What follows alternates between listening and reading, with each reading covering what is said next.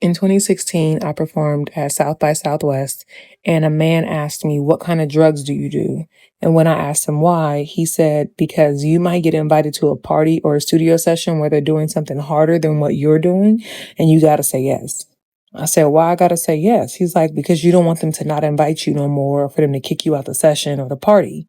I've been invited to a lot of studio sessions, and there are two times that I've been invited out that stick out the most to me. For context, when I used to get invited to these studio sessions, I was always pressured to drink, I was always pressured to smoke, I was always pressured to do drugs, and I would always decline. And even in declining, like, then the studio session would get cut short, my verse would get deleted, whatever.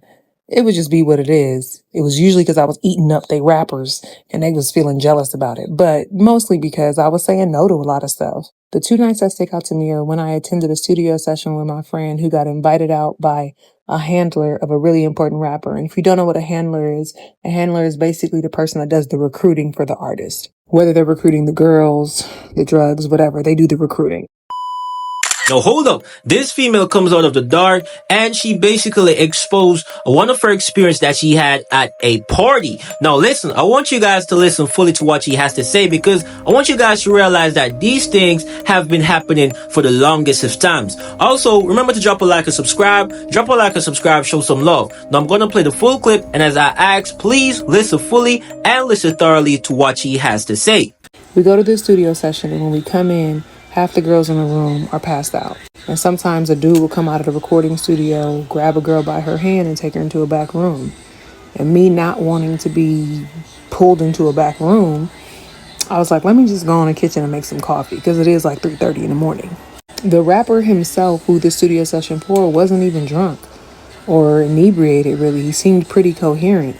The handler, though, followed me on Snapchat and started messaging me like as time went on. And either it would be just regular conversation or he'd invite me to a party or a concert. And I was thinking about that studio session being like, dang, all them girls is passed out. I ain't trying to be like that, but he seems cool. He seems friendly. So let me try to see if maybe we can just be friends and I can still get invited to stuff without having to be of service in that way. So he invited me out to a party one night and my sister was supposed to come with me, but she got tied up at a networking event. So when I go, I pull up, I park on the street, and it's a bunch of houses and they all look the same, and he meets me in the parking lot. When we walk in, it's nobody on the first floor with the exception of him and another man sitting in the corner and sitting in the dark, and he immediately offers me a drink. Now I'm nervous because I'm like, one, I ain't see you open that bottle.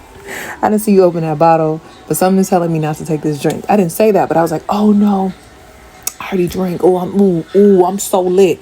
I was just trying to play it off because I really didn't want to drink whatever he was about to give me. But at the same time we're having this conversation, I can hear something going on upstairs. And it's not just one room, it's the entirety of the upper floor. Something's happening up there. There's no music playing. So off top, I'm like, this ain't a party.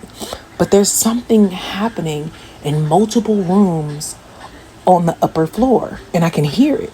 The dude was typically very warm. Even that first night when I met him, he was basically very chill, very warm. But on this night, he was really cold and calculating, and it made me uncomfortable.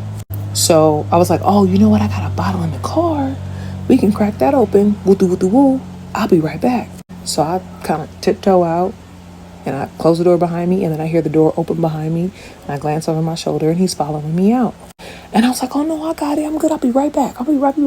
So I start kind of walking a little bit faster, like a little bit of a trot. And I hear his steps picking up.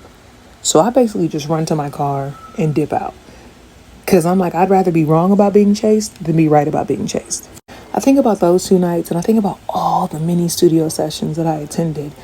And I'm like, people want to be famous. People want to be stars. But nobody is expecting to be violated in the process. And there's so much discourse going on, obviously on a lot of mindless platforms, but so much discourse going on that's blaming the victims of what happened at these Diddy parties. Very much being like, you knew what you was getting yourself into and blah, blah, blah, blah. Some people are not as hyper vigilant as I was and still am.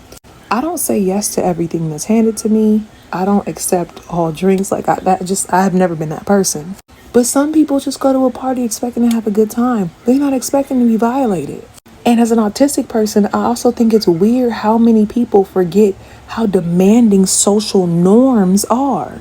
Social norms require way more yeses than nos. The expectation in normal social situations is to say yes and to be down and be the fun person. So you got people who said yes to parties and said yes to fun, but they didn't say yes to violence, and they're getting blamed for the violence they didn't consent to, the violence they weren't coherent for. You can't consent if you're not conscious or sober. I don't know. I find this Diddy situation to be very heartbreaking. And I'm really sad for the victims because so many people are blaming them and not the person who applied the pressure. Now, what's good again, my beautiful peeps? Before we jump in, remember to leave a like and subscribe. Now, listen, these wild parties have been happening for the longest time, and it's all because of fame and being a celebrity. And that's what got a lot of people messed up. A lot of people think that simple life is not good enough for them and they have to be in the spotlight. But what many people don't get, or what many people don't understand, is for them to reach a certain level, especially in this industry or Hollywood, you know, the biggest platform, so to say, then you're gonna have to go through some things that, listen, are not pleasant. You feel me? But the thing I get to realize also is that you also have a few people that are like, listen, I don't care what I have to do. I'm gonna do it to get money or to get fame, you know? And I realize that you just have some people that don't care what they're gonna do. Even if it is to give up one of their family members, or so to say, they're gonna do it, man, because listen, they always say money is the root of all evil. And listen, I'm not saying you guys shouldn't aim to get richer and get money. I'm not saying that. But you guys should never let it change you. Never let it make you do things that you're not comfortable with. Whatever you're doing, you should always do it with honey. That is what I'm trying to say. That is what I'm trying to get across. So by no means am I saying that you guys should not aim for your dreams or not, you know, get rich and all of that. You know, you have people that are born in limited situation and they aspire to become bigger, you know, but with doing that, a lot of people do things that, trust me, man, it is rough. It is very, very rough. And as I said, man, when you're aiming for those things, you want to make sure whatever you're doing it with honor. So you know that what you're doing is straight and your consciousness is clean. And as I said, man, these wild parties have been going on for a long time. You know, it's nothing new. Nothing new. But listen, my beautiful peeps, I want you guys to drop your thoughts and perspective down in the comment section. Let me know how you feel about this. Let me know how you think about this. Let me know if you guys have ever experienced a wild party. I'm not even going to say Diddy party. I'm going to say a wild party. Share your thoughts down in the comment section. Also, remember to drop a like and subscribe. Show some love. Drop a like and subscribe. Show some love. But it is boy Premium. And as usual, I'm out.